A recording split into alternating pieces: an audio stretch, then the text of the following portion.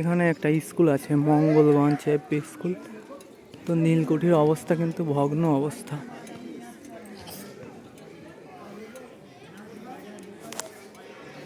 যাচ্ছে হচ্ছে মঙ্গলগঞ্জ নীলকুঠিতে।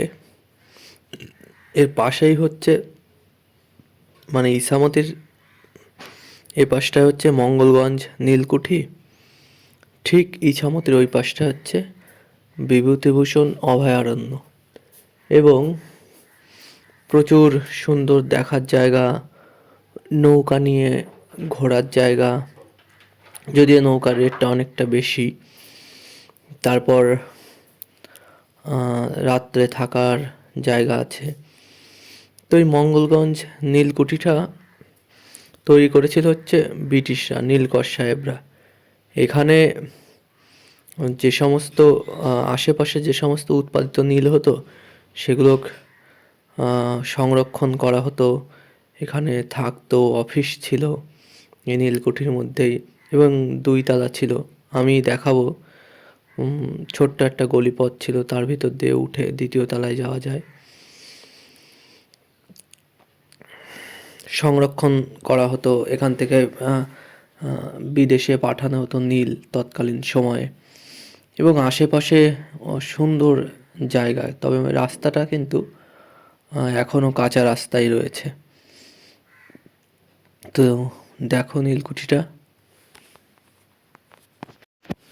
আর এখানে একটা মিথ্যা গুজব বিভিন্ন ব্লগাররা রটায় যে ভূতের বাড়ি, ভুতুড়ে নীলকুঠি। আসলে কিন্তু ভূত টুত কিচ্ছু নেই এখানে।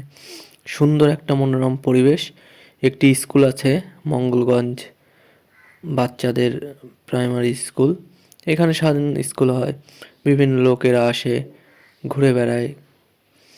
তো আসলে ভূত টুত কিচ্ছু নেই, ফালতু গুজব রটায় মানুষের। এখান থেকে এই যে আমি দেখাচ্ছি, তো দেখো নীলকুঠিটা।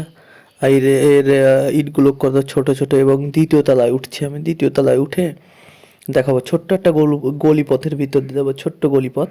এই গলিপথের ভিতর দিয়ে কিন্তু 2য় তলায় ওঠা যায় নীলকুঠিতে।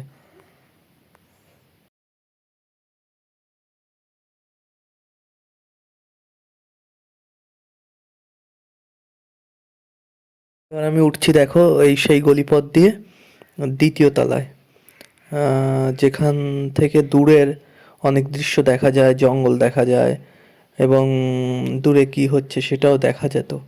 তৎকালীন সময়ে নীলকর সাহেবরা হয়তো একটু বিশ্রামের জন্য ব্যালকনি তৈরি করেছিল তাদের নিজের প্রচেষ্টা অনুযায়ী।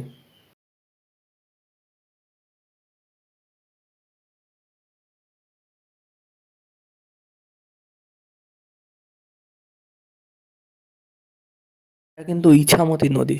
ইছামতি নদীর এই পাশে দেখো কত সুন্দরভাবে সাজানো আছে নৌকাগুলো।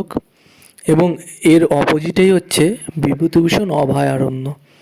ওর ভিতরে সব টিকিট কেটে যেতে হয় নৌকায় করে। নৌকায় 10 টাকা টিকিট নেয় যাওয়ার সময়, আসার সময় আবার 10 টাকা টিকিট। এবং যদি নৌকায় ঘুরতে হয় 60 টাকা করে লাগে, আধা ঘন্টা করে ঘোরায়। তো রেটটা কিন্তু অনেকটাই বেশি একদম।